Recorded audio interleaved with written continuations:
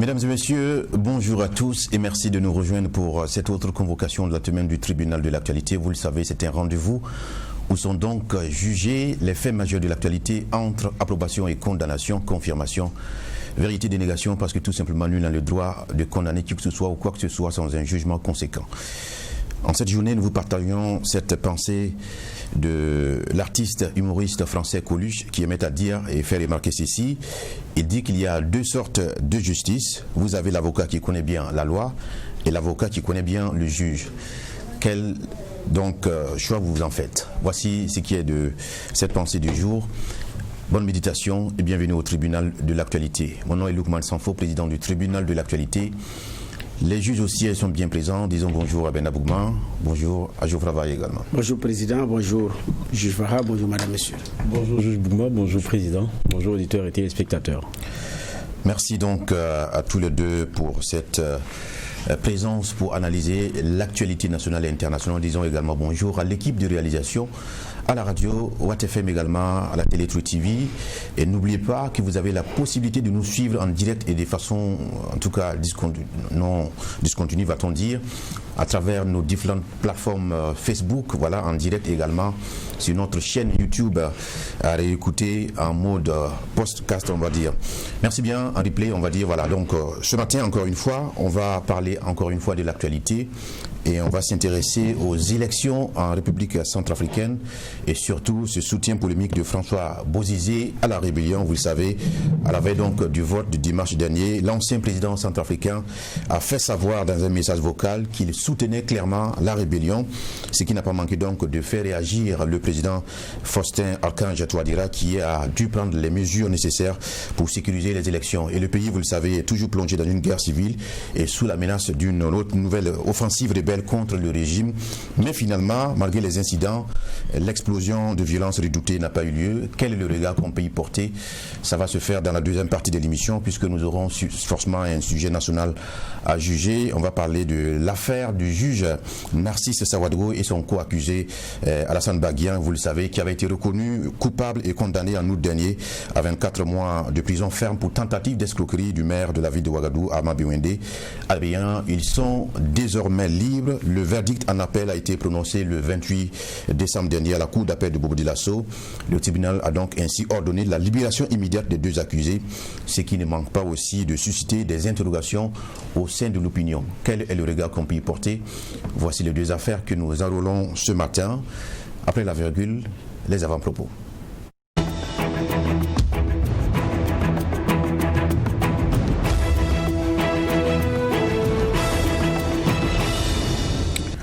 Merci encore une fois de votre fidélité. Ben Abougma, vous avez la parole pour vos avant-propos du jour.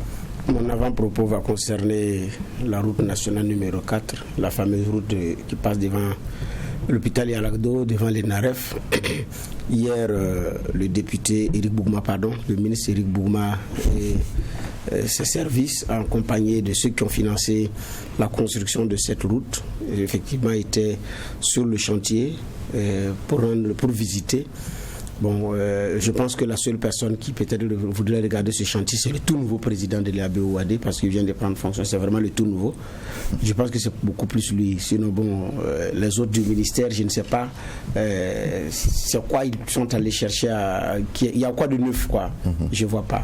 Parce que certains, d'ailleurs, c'est leur chemin pour aller au boulot, d'autres pour aller à la maison. Certains, ils passent pour aller pour des besoins de coups, donc ils savent à quel niveau est le chantier et qu'est-ce qui patauge. Alors, cette visite du nouveau président également pour voir où est-ce que ses prédécesseurs ont mis l'argent, ou comment ça fonctionne. Bon, c'est bien également qu'ils viennent regarder. Ça, c'est pour faire politiquement correct. Et ce qui est intéressant, c'est qu'il y a de nouveaux délais qui ont été donnés. Bon, pour une route dont se demandait, vous vous rappelez de cette route quand vous l'empruntez, et bon, pour certains c'est terminé, pour d'autres il y a encore des travaux. Toujours est-il que quand vous passez, vous avez 2 ou 3 ouvriers qui sont toujours là, vous demandez ce qu'ils font, parfois il n'y a personne. Mais bon, le chantier suit son cours et on donne également de nouveaux délais. Bon, on appréciera de délai en délai, on ne sait pas jusqu'à quand est-ce que ça va finir. Mais c'est aussi, excusez-moi, mais c'est cette comédie également qui est intéressante dans cette affaire. Il y a combien de premiers ministres qui sont succédés là-bas? Le chantier a été lancé sous la transition. Donc, le premier ministre Isaac Zida, Paul Kabatieba, l'actuel Premier ministre Christophe Dabiré. Et bon, et le chantier ne finit pas, on donne également de nouveaux délais. Donc c'est sûr que si à la fin de ce qui est prévu au niveau du Burkina, par rapport aux dispositions à venir, si Christophe Dabiré est reconduit, certainement il aura encore faire une visite de chantier ou bien pour l'inauguration. À défaut, s'il y a un nouveau Premier ministre qui va lui remplacer, peut-être que dans la visite des chantiers, il irait également regarder encore ce chantier-là. Donc c'est en même temps, c'est en train d'être également un site touristique, parce que ça soulève de la curiosité en plein cœur de Ouagadougou, ça gêne la circulation. Il y a ce que vous appelez testeurs d'amortisseurs, voilà, qui sont, on ne sait pas qui les a mis et pourquoi, c'est la première fois également qu'on les voit. Et s'il y a des dégâts qui assument, je ne sais pas. Bon, bref, c'est aussi cette route-là qui a besoin d'être terminée. Ce qu'il faut retenir, c'est qu'on a besoin de cette route-là. Elle doit être terminée. Des délais sont donnés. Est-ce qu'il faut croire aux délais? Quand les premiers délais n'ont pas été respectés, je ne sais pas. Mais toujours est-il que le bulldozer, je ne sais pas s'il faut l'appeler le ministre ou le député, le bulldozer Éric Bougouma, je préfère prendre le terme de Lenga-Fils pour faire simple. C'est aussi l'une des tâches noires de son magistère. Quand bien même, je dis bien même, c'est un chantier qu'il a hérité. Je pense que ses services pouvaient faire mieux pour que le dossier puisse être accéléré. Mais on n'en est pas là. Donc on espère que ça va bien se terminer pour le bonheur des usagers. Merci bien. Merci à vous de partager donc cette préoccupation majeure des Burkinabés, parce qu'effectivement c'est une route à polémique et qui a fait en tout cas couler beaucoup d'encre et de salive dans ce pays-là. Alors, Geoffroy Vara, ce matin, qu'est-ce que vous avez à nous partager? Oui, merci Président. Moi je vais revenir sur la Côte d'Ivoire et le dialogue et son processus qui a été lancé, chapeauté par Ahmed Bakayoko, qui a eu le ministre Ahmed Bakayoko qui a eu la confiance du président Alassane Ouattara. On a les premiers jets de ce qui pourrait être le premier accord entre les différentes parties. Et quand on regarde, l'essentiel c'est sur les législatives prochaines, avec la question de la CEI et un certain nombre d'éléments pour garantir la transparence et dans le processus prochain en lequel plutôt beaucoup de partis voient le moyen de pouvoir exister et de revenir sur la scène politique. Sur mon regard, sont nommés le FPI tendance Laurent Gbagbo. Et même ce dernier, pour ce qui est de sa participation au dialogue, sort aussi dans les recommandations. Donc on va dire que c'est déjà un bon point que de voir qu'il y a des propositions de part et d'autre. Ça veut dire que les lignes sont en train de bouger. Maintenant, ce qu'on a su aux dernières nouvelles, c'est que pour ce qui est du protocole ou des différentes propositions, l'opposition n'a pas encore apposé sa signature. Donc, parce que pour certains, il y a encore des zones d'ombre. Donc, cela mérite des éclaircissements avant que des engagements quelconques soient pris. Mais il faut sentir aussi que le jeu de la présidentielle, il est terminé. Le vin est tiré pour tous. Et ils l'ont même bu. Maintenant, c'est de voir comment est-ce que, pour ce qui est de l'autre pouvoir, celui de l'Assemblée nationale, cette opposition-là peut peser de tout son poids, de sorte à être l'empêcheur de tourner en rond pour ce qui est de Alassane Ouattara et de son système. Je pense que c'est ce que cette opposition-là veut aujourd'hui comme autre carte. Et vous savez très bien que le camp Gbagbo, Laurent, après 10 années, a décidé de revenir dans ce jeu-là, dans ce combat-là. On attend de voir ce que ça va donner. C'est sûr que ça va donner lieu à d'âpres discussions et ça ne sera pas simple. Je pense que le fait qu'on ait trouvé déjà des points de rapprochement et que l'autre partie nous dise on n'a encore rien signé, je pense que c'est déjà un bon pas. Ça veut dire qu'ils se sont parlé, ils tentent d'avancer. Et c'est ce qu'on peut souhaiter seulement pour cette Côte d'Ivoire-là, que des justes milieux soient trouvés et que ce ne soit pas des positions arc-boutées qui envoient toujours des jeunes dans les rues à compter les morts et puis après à revenir encore sur une table et trouver des solutions de discussion. Et ça, c'est le plus triste. Je pense que discuter d'abord, c'est toujours la bonne solution et j'ose espérer que ça va déboucher sur des choses meilleures. D'accord. Merci bien pour ce regard sur la situation également en Côte d'Ivoire que nous suivons de très près. Sans plus tarder, on va maintenant parler de l'affaire dite Arma Bewende contre le magistrat Narcisse Ouedraogo et également son, on va dire, co-accusé qui avait connu son épilogue en août dernier et qui avait vu la condamnation par le tribunal à 24 mois, dont 12 mois de sursis pour les deux accusés. Alors, on se souvient qu'à l'époque, leur conseil avait annoncé qu'il ferait appel et donc le verdict en appel a été prononcé le 28 décembre dernier, c'est-à-dire il y a quelques jours, 2 jours, à la cour d'appel de Bobo-Dioulasso, et le tribunal a donc ordonné la libération immédiate des deux accusés. Et une chose, en tout cas, toute chose qui ne manque pas de susciter des interrogations dans l'opinion. On sait du reste que on n'a pas pour, en tout cas, capacité de remettre en cause les affaires passées en force de choses jugées, mais forcément, il y a des conséquences, il y a un regard citoyen qu'il peut y avoir. Quel est justement ce regard-là? C'est ce que nous tentons de faire ce matin. Ben Abougma, déjà, une affaire qui a fait tant de bruit. Est-ce qu'on peut déjà dire que, au regard de comment est-ce que les choses se sont passées, que le droit véritablement a triomphé, a été dit? En tout cas, c'est une affaire qui a, excusez-moi, qui a secoué la République, qui était également une affaire dans l'affaire. Parce qu'au départ, il y a une affaire qui implique le maire, après une autre affaire qui est née, qui implique d'autres personnes. Donc, affaire dans laquelle le maire également joue un rôle par rapport à la suite qu'on connaît. Alors, est-ce qu'on peut dire que le droit a été dit dès lors que c'est des magistrats qui ont tranché, qui ont regardé ce que disent les textes burkinabés en matière de droit positif en la matière pour trancher? On dira que c'est le droit qui a été dit. La question maintenant qui reste, est-ce que c'est le bon droit qui a été dit? Là, tous les commentaires vont aller dans tous les sens. Y a-t-il le bon droit? Et justement, et en la matière, il n'y a aucune décision de justice qui puisse avoir le sceau de l'unanimité. Parce qu'il y aura quelqu'un qui ne se sentira, qui sera dans la position de condamner ou de ne pas condamner, ou de satisfaire ou de ne pas être satisfait. Parce qu'on peut être satisfait qu'une personne soit condamnée après un jugement, mais aussi ne pas être satisfait du verdict. Tout comme on peut être satisfait du verdict, mais se dire que la personne n'est même pas. Donc, avoir une décision de justice qui fasse l'unanimité, ça va faire... Ça va être très difficile. C'est pourquoi j'ai dit, chacun va dire, oui, le droit a été dit, mais le droit n'a pas été dit. C'est pourquoi j'ai dit, est-ce que c'est, comment on appelle ça, le bon droit qui a été dit? Parce que là, ça va dépendre des commentaires qui vont être suscités et ça va aller dans tous les sens. Du procès de Justin Zongo, en passant par le coup d'État, je cite les dossiers qui ont vraiment marqué la République. Donc bien avant ça, de l'affaire... comment on appelle ça, Norbert Zongo, qui n'a pas encore été jugé, mais avec David Ouedraogo, donc de l'affaire David Ouedraogo, en passant par le coup d'État de Wali, Noyan Babou Wali, et jusqu'à l'affaire Justin Zongo, le procès de Nimdi, voyez-vous, tous les commentaires sont allés dans tous les sens. Donc, unanimité, ce n'est pas possible de faire l'unanimité avec une décision de justice. Donc, compte tenu des implications, des calculs, des intérêts et tout. C'est pourquoi j'ai dit, est-ce que c'est le bon droit qui a été dit par rapport à cette situation?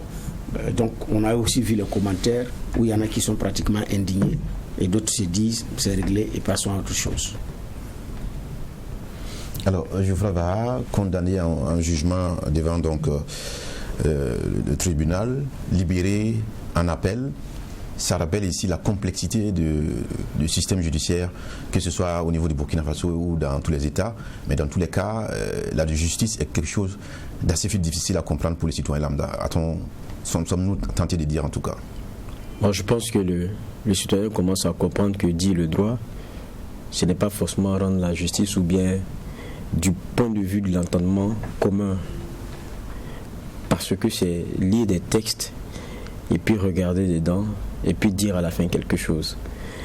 Donc, pour moi, le problème que ça pose, c'est est-ce que les décisions que nous avons très souvent, au regard d'un certain nombre d'éléments, renforcent la confiance que le justiciable ou le commun des Burkinabés pourrait avoir vis-à-vis de cet appareil-là. Son rôle, c'est dire le droit. Ce que les autres attendent, c'est justice.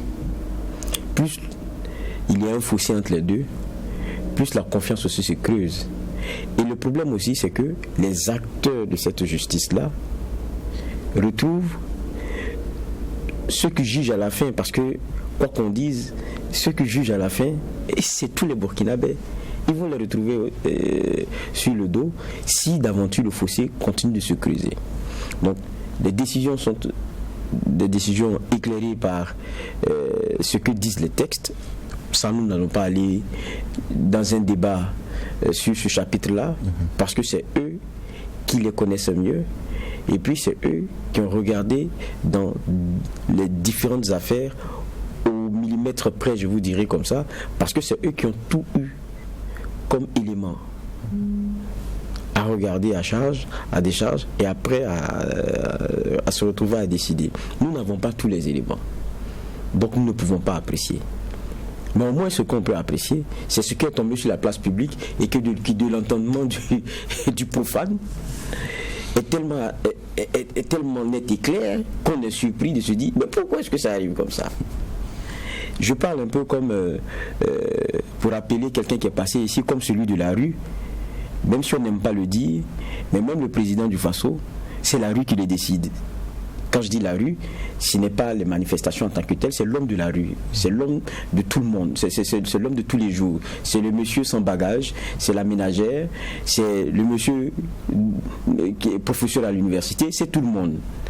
Tout le monde juge à la fin tout le monde. C'est ça aussi la passion de tout ce que nous faisons. Et c'est tout ce que nous faisons, le destinataire final, je suis désolé, c'est le Burkinabé de façon générale, c'est tout le monde. Ce que vous dites est juste, mais le pire c'est que beaucoup ne prennent même plus la peine de juger. Ils condamnent sans avoir jugé, comme nous avons à le marteler ici. Pour eux, les coupables sont déjà désignés, les chefs d'accusation sont bien plus graves même que ce qui a été retenu. Est-ce qu'on ne doit pas être dans une dynamique où il faut faire comprendre que c'est le droit véritablement qui doit être dit?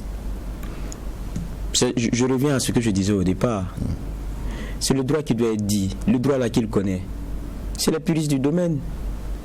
Moi je viens, je vois mon voleur, je l'attrape, je le bouscule un peu, et puis je l'envoie au commissariat. Ils sont parce que je le bousculé un peu. On vient m'expliquer que c'est moi qui ai tort. C'est ça aussi la réalité aujourd'hui. Il faut le faire dans les règles de l'art, comme on dit. Voilà. Mais au finish, celui qui se retrouve, ce qui pensait être la victime, qui pensait être la victime au départ, est le bourreau à la fin. Et il s'assoit et se dit, on ne m'a pas rendu justice. C'est pour ça que j'ai dit la question de la justice, ça aussi, c'est à différents niveaux, et je pense que le plus important, c'est quelle est la perception que la masse a de tout ce qui est en train d'être fait, parce qu'il y a un minimum quand même quand on ne comprend pas un certain nombre d'éléments, il y a un minimum de choses qu'on attend. Je ne parle pas spécifiquement du dossier dont nous parlions tout à l'heure, mais j'ai dit, et je parle du bout que Bernard nous partageait tout à l'heure, l'incompréhension de la majeure partie des gens lorsqu'on regarde un peu les réactions. Parce que beaucoup de Burkinabés ont eu quelques éléments qu'ils ont pu consulter à travers leur téléphone portable, parce qu'on se sait dans un pays de savoir, on sait de quoi nous parlons. Donc pour beaucoup, quand vous regardez, vous dites non, mais il ne peut pas s'en tirer comme ça. Et ça ne renforce pas forcément la confiance que les uns et les autres ont en un appareil, parce qu'ils ne comprennent pas les décisions qui viennent après. Maintenant, est-ce que c'est eux seuls? Moi, je vais aller direct, parce que j'aime pas qu'on tourne autour du pot. Je vais vous rappeler quelques réactions juste après le verdict, le premier qui a été donné. Je commence par Maître Séraphin Sommet, lui-même, qui est l'avocat de Narcisse Savadogo. Il dit quoi? C'est une grande surprise pour moi. Tout au plus, on peut reprocher à mon client des mensonges. Ça, c'est après que son client ait été condamné, après ce concert. En août dernier. En août dernier. Il dit qu'il est surpris que ça aille jusqu'à une condamnation. Ce qu'il peut reconnaître un peu, c'est le mensonge. Donc il y a quelque chose. Écoutez, l'avocat de Armand Bewandé, Maître Dieudonné Willy. Moi, ce qu'il dit est intéressant. Il dit que quand le problème s'est posé, nous sommes allés à toutes les portes. Toutes les fois que nous avions posé le problème et toutes les fois que notre interlocuteur, autorité de police judiciaire, autorité de poursuite, s'est rendu compte qu'un magistrat était en cause, tout le monde s'est rétracté en nous affirmant de laisser tomber toute cette affaire qui n'aboutirait jamais parce que nous allions nous brûler les ailes. Ce sont ses propos. c'est un avocat. Dans tous les cas, on dirait qu'il prêche pour une chapelle. Mais il relate des faits. Le citoyen lambda, quand il voit ça, il s'est dit, bon, écoutez, on va regarder ce que ça va donner à la fin. Bon, voilà ce que ça donnait à la fin. Maintenant, chacun se fait sa petite idée. Mais je crois, et je reviens sur ce que je disais au début, ce qui se joue ici, c'est la crédibilité de notre justice. Ce qui se joue ici, c'est la confiance que le citoyen lambda pourra continuer de construire autour de cette justice-là. Parce que cette justice, pour travailler aussi, a besoin de cette confiance-là. Et donc, c'est un lien qui doit se tisser. Il ne s'agit pas de se défendre, de défendre X ou Y, mais il s'agit, lorsque on doit donner un certain nombre d'éléments, de le faire en toute intelligence, en toute honnêteté, en toute sincérité, et non dans la défense de quelques intérêts de groupe que ce soit. Mais je pense que c'est en toute intelligence et départi de toute volonté de défendre un groupe, une corporation, que peut-être la décision a été donnée. C'est ce qu'on pourrait croire, mais c'est difficile à comprendre, quoi qu'on dise, pour ceux qui ne maîtrisent pas peut-être les textes comme eux et qui ont pu suivre certains éléments et qui aujourd'hui se posent la question de savoir, bon, là même c'est le maire, hein. C'est le maire, monsieur le maire, c'est lui-même, avec des écoutes qu'il a dû obtenir en prenant un certain nombre de, comment c'est qu'on appelle ça, un certain nombre de conditions préalables, encadrées et tout. Et ça encore, bon, ça ne... Non, donc, et nous alors? Ça, c'est comme ça que le citoyen lambda se réfléchit. Mais peut-être qu'il a tort, parce qu'il ne connaît pas tout. Il ne connaît pas tous les éléments du dossier. Peut-être qu'il a tort. Alors, Bernard Bougman, à la suite de ce que Geoffroy a pu lire, des propos rapportés d'un homme de droit, est-ce que vous avez le sentiment véritablement qu'on a pris fait et cause pour un élément d'un corps donc jugé intouchable au Burkina Faso, parce qu'il fut un temps quand même où avoir affaire à un homme d'un rang de magistrat, c'est comme toucher au bon Dieu, comme on le disait. Est-ce que vous avez véritablement le sentiment qu'il y a eu obstruction donc au droit pour en venir à ce résultat-là? Bon, effectivement, à un moment donné, il y avait une rupture de confiance entre les justiciers et les justiciables. La naissance des Koulégo résulte d'une telle situation. Dans certaines localités, dans certaines provinces, ce que les populations racontent, c'est très grave par rapport aux agissements de certains éléments du personnel de la justice, y compris des magistrats. Je dis certains, y compris des magistrats. Et même après, au début de cette affaire, Narcisse Savadogo, le journal Mutation avait fait, il y a eu une déparution du journal Mutation qui présentait les hauts faits du magistrat.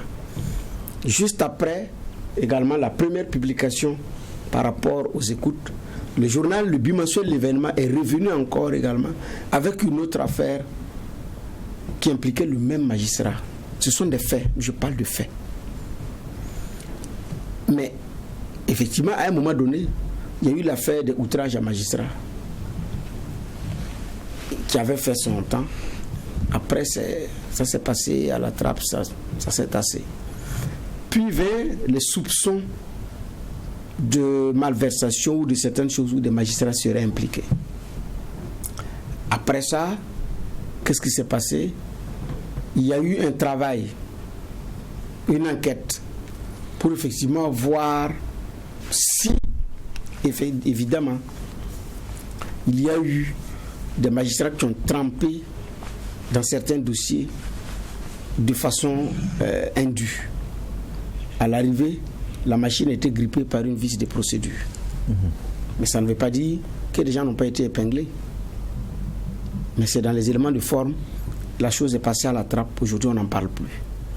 Donc, il y a une population qui attend mieux de son corps judiciaire. Et la conséquence de telles situations contribue davantage à détériorer le climat de confiance entre les justiciers et les justiciables. Il y a eu un procès de coup d'État où des écoutes ont été utilisées. Au départ, les incriminés ont commencé à dire que c'est faux. C'est un grossier montage, c'est pas vrai. Et après, les mêmes portent plainte pour atteinte à leur vie privée sur les mêmes bandes sonores qui étaient contestées. En définitive, au procès, ça a été utilisé. Mais ici, les gens ont écouté. Mais on dit que c'est non constitué. La non-constitution relève de quoi? Que l'enregistrement... Pour le citoyen, moi je raisonne comme le citoyen lambda. Quand on dit c'est non constitué, il veut dire quoi? Que l'enregistrement était faux? Est-ce la voix de M. Sawargo? Est-ce la voix du maire? Ou bien qu'est-ce qu'il y a? Ou bien c'est les conditions qui n'ont pas respecté l'enregistrement, qui n'ont pas respecté les procédures légales en matière et que ça a été coincé dans la forme, ou bien ils ont raisonné comme ça, ou bien se sont comportés comme ça parce que c'est un magistrat et que l'avocat d'ailleurs du maire avait dit qu'ils ont été prévenus qu'ils vont se brûler les ailes.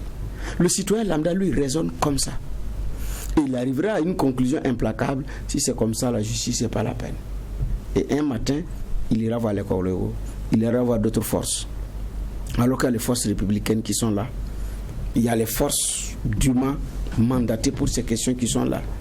Mais je dis bien, ça va davantage contribuer à détériorer le climat. Et en la matière, le mieux c'est d'expliquer largement pour que le grand public qui ne comprend pas grand-chose, je dis bien, au fonctionnement du droit, parce que c'est pas pour des... Il y a un langage qui va avec, il y a un champ sémantique, il y a un lexique qui va avec, donc c'est une autre façon de parler que le citoyen lambda ne comprend forcément pas, mais à qui on peut expliquer en des mots simples les tenants et les aboutissants d'une telle situation. Justement, est-ce que le déficit de compréhension ou de communication vis-à-vis du citoyen doit entraîner justement à jeter l'opprobre sur l'appareil judiciaire? Cela peut contribuer à renforcer la méfiance ou à entamer la confiance. Mais s'il n'y a pas une bonne communication pour qu'ils comprennent les enjeux naturellement. Mais s'il y a une bonne communication, il n'y a pas de problème. On comprend que c'est la procédure, c'est ceci, c'est cela. Parce qu'aux premières heures d'ailleurs, quand le son a été diffusé, des Burkinabés ont rapidement dit que même le maire aura chaud, entre griffes. Parce que nous n'avons le droit d'enregistrer quelqu'un à son insu, sauf autorisation effectivement du juge. Il y en a qui l'ont brandi. Après, d'autres disent, on entend que non, ça a été fait dans les règles de l'art. Parce que compte tenu du fait que c'est dans l'enquête, il a eu effectivement cette autorisation, parce qu'il a eu le temps d'aller dire qu'il fait l'objet de chantage, il fait l'objet de personnes qui veulent le faire chanter pour se tirer de l'argent. Il fallait des preuves. Les premières informations avaient fait état de 100 millions qui étaient demandés, après c'est 70 millions, et donc... Mais quand toutes ces informations sortent, et que le citoyen est édifié que ça n'a pas été obtenu illégalement, il comprend mieux. Parce qu'on lui a dit qu'il n'a pas le droit d'enregistrer quelqu'un. Et quand il entend une personnalité de la trempe du maire, qui est également un officier de police judiciaire, enregistrer, oui c'est un auxiliaire de justice encore là, enregistrer un citoyen, un autre citoyen, je pose la question, mais est-ce qu'il a le droit?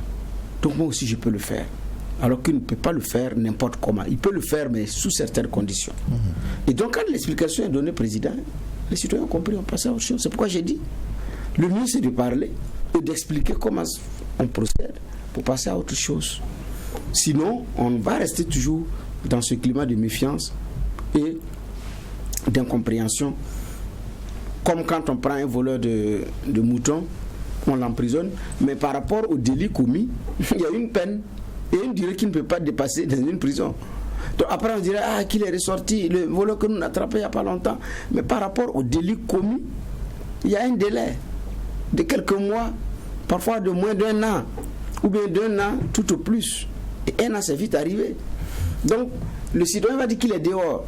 Mais et quand il y a une bonne explication, il comprend qu'effectivement en fonction du délai et du crime, il y a de l'argent, des amendes qui vont avec, il y a une durée à passer dans les géoles. Mais ça, c'est l'explication. Aujourd'hui, les citoyens sont en train de comprendre petit à petit ce mécanisme-là. C'est pourquoi j'ai dit, en la matière, pour un dossier qui a défrayé la chronique, notre justice gagnerait mieux à donner suffisamment de précision pour éviter cette confiance-là. Mais le calendrier de la justice, ce n'est pas le calendrier des hommes.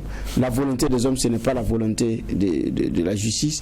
Et le temps de la justice, ce n'est pas le temps des hommes. C'est pourquoi des dossiers suivent leur cours 30 ans, 20 ans, 15 ans, 5 ans après.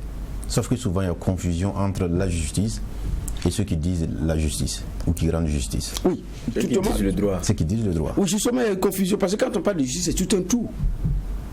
Avec les avocats, avec toute une machine à l'intérieur. Maintenant, ceux qui disent le droit, chacun également a son rôle. Parce que quand vous regardez la cour, c'est une composition avec quelqu'un qui préside, avec des assesseurs, avec un greffier, quelqu'un qui a dans un angle qui saisit des choses. Et puis, bon, voilà. C'est tout un fonctionnement, c'est tout un mécanisme. Voilà, donc, mais ces éléments ont besoin effectivement d'être expliqués. Mais quand on lit les commentaires, les premiers commentaires qui ont fait suite à la libération donc du juge Sawadgo, les commentaires, c'est de l'indignation. Les gens sont indignés. Ils disent non, mais tout ça pour ça, on savait que voilà. Et tout, c'est parce que c'est leurs confrères qui l'ont fait. Est-ce que c'est vrai? Est-ce que c'est faux? Je ne sais pas. Mais est-ce qu'il n'y a pas d'arguments qui tendent à le faire croire? Ça, il y a des arguments qui tendent à le faire croire parce qu'ils sont issus du même corps. Et quand il y a eu l'affaire du procès lié aux coupures du salaire devant le tribunal administratif, ça soulevait le même tollé et les mêmes inquiétudes. Donc la justice burkinabé a aussi comme mission de faire en sorte que les soupçons ne soient pas comme si effectivement c'est. Et là, j'ai dit c'est une justice qui doit faire ça mieux et qui doit mieux s'expliquer, sinon ça va être très très difficile pour les uns et les autres de comprendre. Mais on a un ministère de la justice également qui est là, qui pourrait contribuer à ce que les citoyens en sachent davantage sur la justice. En tout cas, c'est un verdict en appel, donc c'est exécutoire. Les intéressés ont été immédiatement libérés. Alors, on ne va pas oublier quand même qu'il y a quand même, c'est l'affaire qu'on a jugée.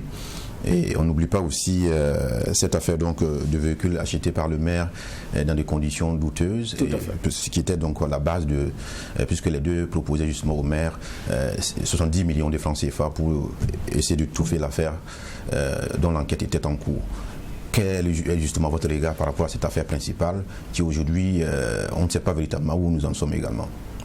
Vous faites bien de le dire, l'affaire dans l'affaire. Mais elle est gérée par qui? Celui qui gère les mêmes affaires. C'est dans la même justice qui suscite peut-être incompréhension aujourd'hui, mais peut-être c'est nous qui n'avons pas les clés de lecture. Mais c'est cette même justice-là qui est, pour moi, au pilori quand on regarde, qui devrait regarder après l'affaire dans l'affaire, dans l'affaire. Moi, je me rappelle le SAMAB qui a son 13e, c'était son 13e congrès, syndicat des magistrats, qui disait d'ailleurs sur l'affaire dans l'affaire que le magistrat est un citoyen comme les autres. Sur l'implication d'un magistrat dans l'affaire dite Armand Bewindé, maire de Ouagadougou, dans le dossier des 77 véhicules, le secrétaire général du SAMAB indique donc que le juge est un citoyen et en tant que tel, lorsqu'il se trouve impliqué dans le cadre d'une procédure, la loi devra s'appliquer dans toute sa rigueur. Nous respectons les procédures telles qu'elles ont été engagées et attendons et espérons que les droits de notre collègue puissent être respectés en termes de droits de la défense, de même que le principe du contradictoire. C'était la position du SAMAB et c'est sûrement ce à quoi on a eu le respect de ce droit-là, donc celui du principe du contradictoire, le droit de la défense qui s'est exprimé, et puis sûrement que ça a permis de convaincre. Peut-être que c'est ce dans quoi nous sommes aujourd'hui. Mais parlons justement du monde syndical, je pense qu'avec ce dossier-là, l'affaire dans l'affaire, on a quand même aussi une petite expression de ce que, et ça il faut qu'ils le reconnaissent, qu'on a une justice qui est indépendante. Ou bien oui. Évidemment, oui. Si on veut trouver des exemples, je pense que ça c'est un exemple. Parce que c'est quand même le maire qui vient de perdre face à un certain nombre d'éléments qui, pour le commun des Burkinabés, clouaient quelqu'un. Mais la justice a pu dire son mot, qui ne va pas forcément dans le sens de celui qui a l'autorité, celui qui a, du point de vue de ce qu'on nous prêche très souvent comme l'injonction du pouvoir, ceci et cela. En tout cas, ce n'est pas allé dans ce sens. Bon, je pense qu'on a un autre exemple ici d'indépendance de la justice. C'est une expression de l'indépendance de la justice. Mais nous, ce que nous attendons d'expression de cette indépendance-là, je veux que ça aille plus loin que ça. Je pense que c'est ce que les Burkinabés attendent. Vous parliez de l'affaire qui est la principale. L'affaire qui est sur un dizaine de véhicules.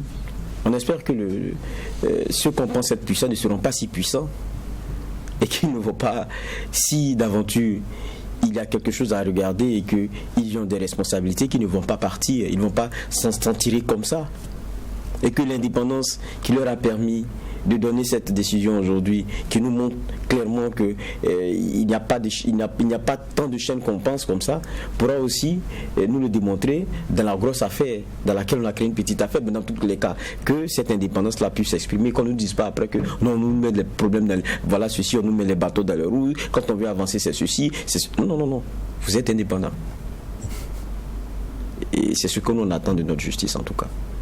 Mais des deux affaires, on se pose souvent la question à savoir quel devrait être le rôle du citoyen dans ce type de situation. Faut-il rester là, en tout cas se plaindre et porter des jugements a posteriori, ou bien véritablement il faut être un acteur majeur justement de la recherche de la vérité et de la justice? Être acteur majeur se joue à plusieurs niveaux, ce qui passe également par la constitution parfois des partis civils. Il y a des dossiers où des citoyens burkinabés sont allés se constituer partie civile, où des organisations se sont allées se constituer partie civile. C'est déjà une autre forme d'expression citoyenne. Donc, mais c'est rare sous nos tropiques. C'est dans les sujets à sensation et tout, ces genres d'affaires. Ensuite, ce sont des questions de veille. Mais là, c'est au niveau citoyen. Parce qu'il y a des organisations qui interviennent dans le domaine de la justice, dans le domaine des droits de l'homme. Et en la matière, ces personnes-là, effectivement, sont interpellées pour que la justice ne soit pas du fait des forts et des puissants du moment. Mais là, c'est le citoyen. L'autre aspect du citoyen, c'est d'aller à l'information pour savoir réellement qu'est-ce qui s'est passé. Quels sont les tenants et les aboutissants pour sa culture personnelle. Je dis bien pour sa culture personnelle. Donc là, ça va nous demander également, et ça c'est un temps de travail et de fouille pour pouvoir effectivement mieux comprendre. Quand certains en liberté provisoire ont commencé à battre campagne, il y en a qui ont commencé à être indignés. Mais quand l'explication a été donnée par rapport au fait qu'ils n'ont pas encore été condamnés, il y a la présomption comment on appelle ça, d'innocence. Ils ne purgent pas une peine. Il n'y a pas de problème. Ils ne sont pas déchus de leurs droits civiques, politiques, tout, donc il n'y a pas de problème. Donc, c'est la même chose. Mais si ce n'est pas le citoyen, cette conscience citoyenne et cette connaissance de l'appareil et de comment est-ce que la justice fonctionne, au niveau citoyen, si ce n'est pas fait, ça va être très difficile. Donc là, le rôle, je suis d'accord que le rôle du citoyen est très grand, mais il appartient au citoyen de savoir exactement quel rôle est le bon rôle joué. D'accord. Oui, allez-y. Oui, mais vous posez une question essentielle, la question du citoyen dans tout ça. Le citoyen, après, il s'exprime autrement. Vous savez, il y a un besoin qui est celui humain, c'est de se sentir protégé. Et nous mettons une certaine organisation avec des appareils qui permettent de protéger tout le monde. Et tant que ça fonctionne, tout le monde est tranquille. Mais quand ça ne fonctionne pas, ça devient un genre d'anarchie. C'est ça qui nous différencie des animaux qu'on a dans la forêt là. Et lorsque ça ne fonctionne pas, on commence par moments à ressembler à ces animaux là. Parce que c'est la violence, c'est l'indiscipline, et puis c'est le règlement par soi-même des problèmes. Lorsque on a des alternatives, on se tourne vers ces alternatives-là. Je prends l'appareil de façon générale, justice, je mets tout le monde dedans, police et tout. Vous regardez, on a eu combien d'exemples de personnes contentes de venir trouver leurs engins ou quoi que ce soit, qui au lieu d'aller se plaindre à la police, vont directement voir les Koglogo. Parce que pour eux, ça devient l'alternative toute faite pour trouver solution à leurs problèmes. Et qu'est-ce qui se passe quand vous interrogez ces gars-là? On a attrapé le voleur, on a remis l'engin, et il a dénoncé même ses complices. Comment? Ça, c'est un autre débat. Mais le comment là, ça, on émet la réflexion dessus, et puis il y a des éléments que tous ici nous serons unanimes à condamner parce que en termes de procédure, ce n'est pas normal, ça ne se fait pas. Mais quand ça commence à devenir efficace, ça devient légitime. Mais parce que il y a l'inefficacité et l'incompréhension vis-à-vis d'un système que nous avons nous-mêmes établi et qui commence à pécher par son rôle qu'il devrait jouer. Vous parlez de la société, c'est le danger qu'on a. À un moment donné, à Ouagadougou, vous vous amusez à vous comporter d'une certaine façon, vous allez vous faire lyncher ici et maintenant. Peut-être quand on va appeler la police viendra constater. Parce que les gens se rendaient coup pour coup et les gens se rendaient justice. Mais pourquoi se rendre justice? Parce qu'on n'a pas confiance à un moment donné à l'appareil que nous avons tous instauré, qui devrait tous nous sécuriser, nous mettre en sécurité. Et c'est ça le problème. Quand la confiance se casse, c'est à ça qu'on arrive.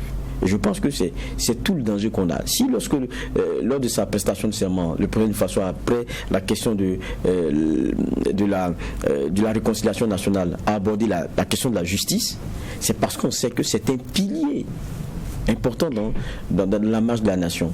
Tant qu'elle ne joue pas son rôle, ça sera très compliqué. Et il faut qu'elle arrive du point de vue de ce qu'elle donne comme décision, du point de vue d'un certain nombre d'éléments, construire la confiance que le justiciable a vis-à-vis d'elle. Et ça, pour moi, c'est très important et c'est primordial. Ça dépasse la question d'une seule affaire.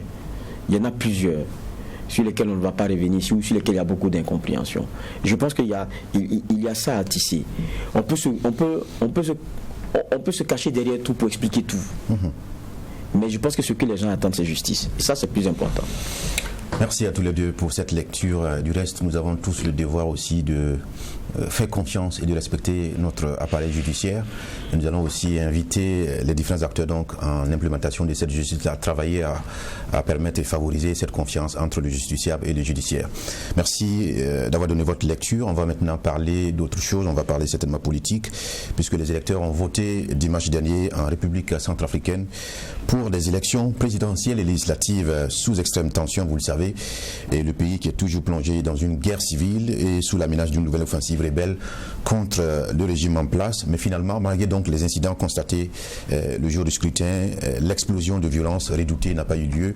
Mais la veille, vous avez certainement pu suivre cet audio de l'ancien président François Bozizé qui a fait savoir dans un message en tout cas qu'il soutenait la rébellion, et ce qui n'a pas manqué de faire réagir le président en place qui a dû prendre les mesures nécessaires puisque le dispositif sécuritaire a été renforcé avec l'appui de l'ONU et des forces en présence. Quel regard peut-on donc y porter pour cette élection et également la situation sur place? Bena Bougma, la Centrafrique, encore une fois, c'est le visage, va-t-on dire, de cette Afrique qui semble avoir du mal à se défaire du spectre donc de la violence. Et sommes-nous dans une sorte de fatalité ou bien un simple problème de gestion de la chose publique par les acteurs en place? Dans cette affaire-là, il y a deux entités. La Centrafrique, qui est aussi un pays habitué aux affres de la violence et des coups d'État, mais aussi un homme, Bozizé, un habitué aussi de coups d'État, pour ne pas dire un putschiste patenté, si vous me permettez l'expression. Oui, parce que l'homme, dans sa carrière, a à son actif plusieurs expériences de coups d'État.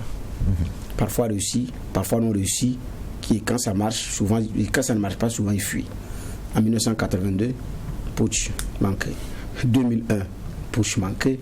2002, putsch manqué. 2003, putsch réussi. Contre Patassé. Patassé part en mission, il renverse, il rentre et puis il s'empare du pouvoir. Il a été en Libye, il a été au Tchad, où il faisait des excursions sur le territoire centrafricain. Donc c'est aussi l'homme aussi qui a fait aussi des rébellions. Je ne sais pas, ce passé-là, de putschiste le colle à la peau, et je ne sais pas aussi que c'est quelle carrière de militaire également qui a un peu de violence dans le sang. Vous me trouverez peut-être un peu dur, mais ce n'est pas moi qui suis dur, c'est l'homme. Donc on a l'impression que quand c'est tranquille, Bozizé n'est pas tranquille. Donc tantôt il est ceci, tantôt il est cela. Donc la réalité aussi, c'est ça. Donc, faire tout pour avoir le pouvoir, mais après, qu'est-ce qu'on a fait? Non. Mais dans le présent cas, ce n'est pas une rébellion qui a éclaté forcément par son impulsion. Il dit qu'il soutient l'action qui a été entreprise par des... Une rébellion vise quoi? C'est une action politique. La rébellion vise quoi? Mais ce n'est pas juste une marche meeting où chacun attend à la maison. Ce n'est pas un sit-in ça se fait avec des armes, avec des objectifs clairs à atteindre. Donc là, il ne faut pas dire que les rébellions, c'est pour renverser un pouvoir établi. C'est comme un coup d'État qui a échoué ou qui a marché. L'objectif reste le même, c'est la prise du pouvoir. Peut-être que moi, je n'ai pas compris. Vous prêtiez la paternité donc, de cette énième rébellion à Bozizé, alors que lui n'est qu'un soutien. Mais le soutien, oui, président. Mais là, ça ne change pas. Qu'il soit le parrain ou le soutien, ça ne change pas grand-chose du fait que lui-même c'est un putsch patenté, je le dis, putschiste patenté, qui est habitué au putsch et qui prend fait aux causes pour cela. Ce n'est pas sa première fois. Quand il était en exil au Tchad et qu'il faisait des excursions, comment on appelle ça, en Centrafrique, en ce moment, c'est l'armée libyenne d'abord qui avait sauvé le pouvoir de Patassé et qui assurait la sécurité de Patassé. À son temps. C'est pourquoi d'ailleurs Patassé a tenu pendant un moment, sinon on n'allait pas pouvoir tenir. Mais c'est quand Patassé était allé en voyage officiel, que monsieur est rentré, il a renversé avec le soutien de l'armée et puis l'autre l'a laissé en exil. C'est comme ça que les choses se sont passées. Alors, aujourd'hui, il dit soutenir la rébellion. Regardez les conditions dans lesquelles il a exercé son pouvoir et les conditions dans lesquelles il a quitté le pouvoir. Il tente de revenir pour prendre part à la présidentielle. Ça ne marche pas. Et maintenant, c'est un soutien à la rébellion. Du soutien, il peut devenir le parrain. Et qu'est-ce qui prouve qu'il n'est même pas le parrain? Mais quand vous dites que ça ne marche pas pour sa tentative d'être candidat, sa candidature qui a été invalidée par le Conseil constitutionnel, pour vous y voyez une injustice ou bien... Un bon démocrate, il aurait pu être, comme on appelle ça, s'il était un bon démocrate, pour les questions républicaines, dit bon, écoute, je me plie. Et ce n'est pas l'acte. Au Burkina Faso, en 2000, quand il y a eu la loi Chérif, et quand certains ont déposé leur candidature, il y en a qui ont tapé du poing sur la table pour dire que s'il y a exclusion, il n'y aura pas élection. Mais d'autres, quand la candidature a été rejetée, ont tout simplement pris acte et puis se sont rangés. Gilbert Noël Ouedraogo, c'est ce qu'il a fait. Il n'a pas passé son temps à crier sur le toit, me fait la force, me fait ceci. Il a pris acte. Il s'est retiré, il a attendu. Actuellement, il siège comme député à l'Assemblée nationale. Il y en a qui n'ont pas voulu, il y en a qui... Donc, tout dépend maintenant de votre attitude. Donc, mais certains ont trouvé que c'est injuste parce que c'est une loi d'exclusion. Ça a même été attaqué devant la CEDEAO. Ils ont eu raison. Ça, c'est la démarche républicaine. Il n'y a pas eu de problème. C'est la démarche républicaine. C'est vrai que la suite, on la connaît. Mais avec ce qui se passe en Centrafrique, Bozizé n'a pas contesté devant les juridictions son invalidation. Il va soutenir une rébellion donc qui passe par la prise du pouvoir par les armes. Alors que quand on parle de rébellion, c'est du sang qui peut couler. C'est beaucoup d'années encore en retard. Après, il faut parler de conciliation. Après. Et après tout ce parcours, est-ce que Bozizé a encore besoin de ça d'ailleurs? Est-ce qu'il en a besoin aujourd'hui? Pourquoi? Il n'est pas fatigué de faire le maquis, d'humer l'exil, de faire le coup d'État ou de pactiser avec des rébellions? C'est la question que je me pose. J'ai dit, c'est vrai, il y a un pays, la Centrafrique, qui souffre, mais il y a les enfants centrafricains qui font souffrir la Centrafrique. Parmi ces enfants, il y a Bozizé. Et ça aussi, c'est l'histoire. Donc, pourquoi il a une telle façon de faire? Pourquoi il a un tel comportement vis-à-vis du pouvoir? Voilà, donc il y a la Centrafrique. Mais c'est les enfants de la Centrafrique qui font souffrir la Centrafrique. Et pour avoir été chef de l'État, je pense quand même que, par exemple, l'épisode de Bokassa, il a travaillé sur Bokassa, il a travaillé sur André Kolimba, il a travaillé sur David Dako. Il a été mis de la défense. Je dis, après tout ce boulot-là, s'il faut encore au soir, pratiquement presque au soir de sa vie, partir encore avec des rébellions parce que votre candidature a été refusée, comme si vous n'êtes pas chef de l'État, ça ne va plus pour vous. Le problème de Bozizé constitue également un problème. Si la Centrafrique est un problème à résoudre, ces enfants dont Bozizé également sont des problèmes. Parce que ce n'est pas le pays qui gifle. C'est des enfants de la patrie qui retournent parfois les armes contre la patrie parce qu'ils ont perdu des privilèges et des strapontins. Et Bozizé fait partie de cette clique africaine, de cette bande africaine qui ne jure que par le pouvoir et pour le pouvoir à tout prix, advienne que pourra. Et nous sommes dans une telle situation. Geoffroy Bernard présente M. François Bozizé comme le mouton noir En tout cas, il n'est pas seul. En tout cas, l'un des problèmes à résoudre.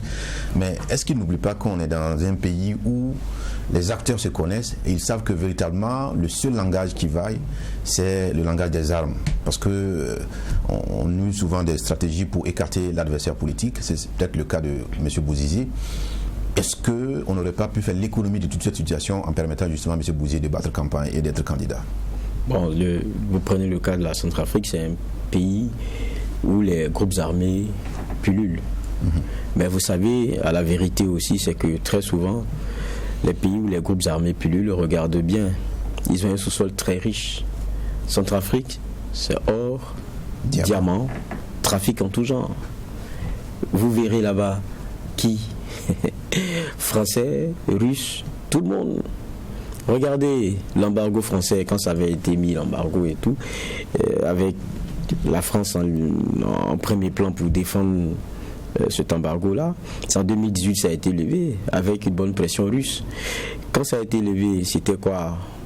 Je pense c'était début d'année, ou quand ça a été levé, quelques mois avant, une entreprise qui s'est constituée en Russie, octobre, elle vient rafler des marchés, mine, on regarde dans des gisements ce qui est possible de faire, on crée en même temps un aérodrome. Non, c'est parti. Et puis, les armes ont commencé à pleuvoir. Mais moi, je n'accuse pas je n'accuse pas les pays qui viennent s'engouffrer dans les brèches qui sont les nôtres, qui sont plutôt les fissures que nous avons créées dans notre société. Il y a Bouzizi, c'est vrai, mais il y a Touadéra qui aurait pu permettre à Bouzizi de candidater et qui aurait permis une ouverture du combat, de sorte à ce qu'on n'ait pas le discours, c'est vrai, de Bouzizi, dont on connaît l'histoire, mais qui pourrait aussi se comprendre parce qu'il a été écarté. J'ai dit, nous-mêmes sommes souvent les causes de nos propres turpitudes. On aime souvent pointer le doigt accusateur sur l'autre, mais on ne regarde pas, dans notre camp, ceux-là même qui apportent de l'eau à la destruction, apportent du feu au feu qui est en train de nous brûler. Et c'est là le cas centrafricain, il est symptomatique de ce que nous avons dans la plupart de nos États, mais peut-être de façon plus crue. Donc il n'y a pas que les tireurs de ficelles, il y a aussi nos responsabilités intrinsèques. Évidemment, évidemment. Regardez le cas libyen. Au nom d'une démocratie voulue pour la Libye, au nom d'une liberté d'expression voulue pour la Libye, au nom de libérer un peuple qui est celui libyen, ils ont tout fait. Mais ils sont où maintenant? Aujourd'hui, ils sont où? Ils sont encore à regarder. Pourquoi est-ce qu'on n'arrive pas à trouver des accords? Pourquoi on continue d'exploiter les puits de pétrole? C'est ça qui les intéresse. Si le Libyen n'a pas compris, je pense qu'aujourd'hui il a compris. Et aujourd'hui, qui paie le lourd tribut de tout cela? C'est pas nous. Regardez, ils sont tous descendus. L'instabilité que nous avons dans nos sous-régions, c'est bien tout ça. C'est la fourmilière libyenne que Kadhafi était parvenu savamment à contenir. C'est cette fourmilière-là qu'ils ont tapé du pied. La Centrafrique, c'est pareil. Mais moi, je n'accuse pas l'Occident. Vous savez, chaque peuple trouve les moyens de pouvoir conquérir et de pouvoir, assouvir les besoins des siens. Nous aussi, nous devons le comprendre. Et pour moi, ça, ils ne viennent pas par philanthropie, ils ne viennent pas pour autre chose. Si nous ne comprenons pas que tout est intérêt et que nous devons d'abord nous construire avant de discuter avec les autres, on continuera comme ça est en train de se passer en Centrafrique et ça va terminer comme ce qui est en train de se faire en Libye. Quand vous parlez du cas centrafricain, vous pensez que ceux qui décident là-bas, c'est eux? Chacun s'arc-boute sur une partie de force qui peut m'aider à un moment donné pour pouvoir asseoir mon pouvoir. Et ceux qui ne peuvent pas, ils font quelques groupes armés et ils attendent de pouvoir riposter. Et pour finir, vous avez un président qui n'est que président d'une capitale. Regardez les élections, c'est pratiquement les élections d'une capitale. Mais tout le monde viendra dire non, au moins ça s'est passé sans violence. Mais parce qu'on veut avoir un président clivant, qui lui-même aussi est assoiffé de pouvoir, et puis qu'on puisse continuer, parce qu'on ne règne de l'extérieur que dans le désordre intérieur. Mais ça, nous Africains, c'est ça le problème. On est tellement loin de comprendre ça. qu'on pense que l'ennemi c'est celui qui est à côté, alors que quelquefois vous n'aviez encore rien compris. Ben Abougma, en 30 secondes, effectivement, je voudrais la faire remarquer, c'est une élection qui s'est tenue pratiquement que dans la capitale, puisque effectivement les groupes rebelles avaient juré de marcher du Bangui donc pour empêcher la tenue du scrutin. Finalement, ils ont été loin de la capitale, à distance donc de la capitale. Est-ce que cela entache, va-t-on dire, la crédibilité du scrutin? Est-ce que aussi le conflit est reporté, va-t-on dire? Bon, le conflit semble être reporté. Ce qui a été donné 10 à 15% du territoire qui n'a pas pu voter. Donc on attend de voir les choses. Mais pour la réconciliation, du chemin à faire, parce qu'avec les agissements de Bozizé, il y a du chemin. Mais la réalité aussi, c'est que Bozizé n'est pas un exemple. C'est pas que Kadhafi avait stabilisé son pays, non. Aujourd'hui, Kagame dure, et que Bozizé aurait pu durer, mais pas dans les mêmes conditions. Lui-même, sa gestion est catastrophique. C'est là aussi la réalité. Avec des diamants qui sont parfois découverts dans les mallettes lors de voyage, il y a un problème. Donc, mais aujourd'hui, cette bagarre semble être reportée parce qu'après les élections, on ne sait pas comment est-ce que ça va se passer, parce que lui-même, il a un mandat sur son dos. Point final pour l'audience du jour. Merci à tous les deux d'avoir donné votre lecture. Geoffroy Varé et Ben Abougma. Merci à l'équipe de réalisation. Et merci, mesdames et messieurs, à vous qui nous avez suivis. On vous retrouve encore une fois pour demain pour d'autres sujets d'actualité. Que la paix nous fasse la guerre, que la guerre nous fasse la paix. Au revoir et à bientôt.